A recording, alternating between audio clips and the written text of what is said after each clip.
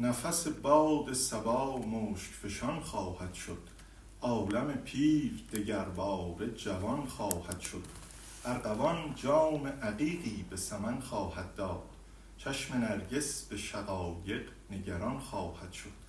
این تطاول که کشید از غم هجران بلبل، تا سراپرده گل نعره زنان خواهد شد. گر ز مسجد به خرابات شدم خرده مگیر، مجلس وعظ دراز است و زمان خواهد شد. ای دل ار عشرت امروز به فردا فکنی، مایه نقد بقا را که زمان خواهد شد. ماه شعبان منه از دست قدح کین خورشید، از نظر تا شب عید رمضان خواهد شد. گل عزیز است غنیمت شمریدش صحبت، که به باغ آمد از این راه و از آن خواهد شد. مطربا مجلس انس است غزل خوان و سرود، چند گویی که چنین رفت و چنان خواهد شد.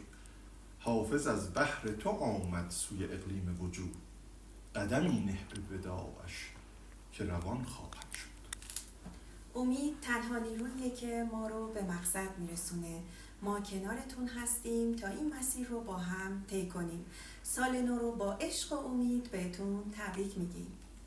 بهار 1404 مبارک.